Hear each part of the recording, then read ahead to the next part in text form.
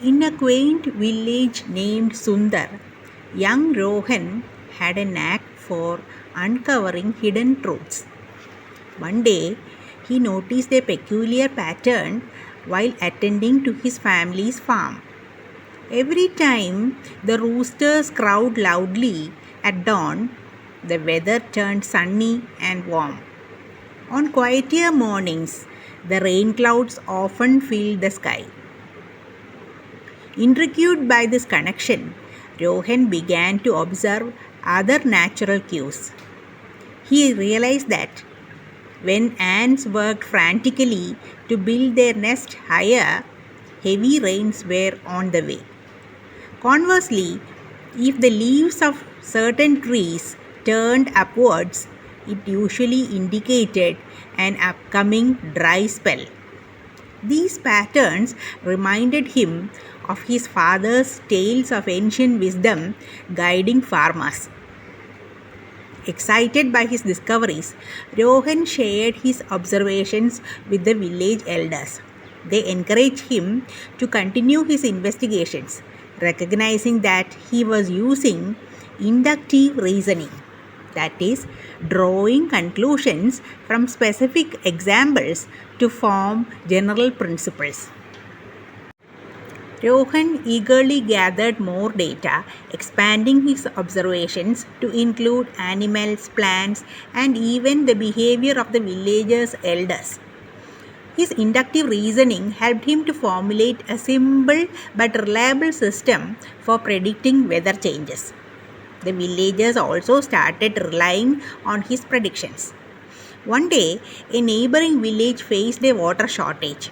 The elders of Sundar suggested that Rohan should visit the place and share his methods. Rohan explained his approach, emphasizing how observing animal behavior, plant reactions, and even human habits could make valuable insights into nature's patterns. Rohan suggested choosing crops and plants that are better suited to the local climate and requiring less water for growth. Rohan's story illustrates the broader use of inductive reasoning, from predicting weather patterns based on animal behavior to understanding how certain plants thrive. Rohan showed that specific observations could lead to valuable insights. His journey shows that inductive reasoning isn't limited to one domain, but it is a versatile tool applicable in daily life and research. That is, drawing a general conclusion or rule from observing patterns and trends. Let us see some examples. If you notice that every time you eat spicy food, you get a stomachache, you can use inductive reasoning to conclude that spicy food often causes stomachaches. Another example is the chair in the living room is red. The chair in the dining room is red. The chair in the bedroom is red. Therefore, all the chairs in the house are red. Every time you eat peanuts, you start to cough. Therefore, you are allergic to peanuts. Every year, we get a thunderstorm in May. Since it is May now, we will definitely get a thunderstorm. Inductive reasoning is useful for discovering patterns, trends, and hypotheses. But it is always not reliable or valid because it can be based on incomplete or biased data or faulty assumptions in research.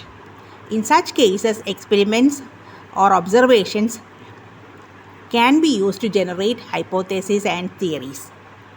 And so, in the village of Sundar, Rohan's legacy continued, reminding everyone that carefully observing the world around them, they could uncover hidden connections and make informed decisions.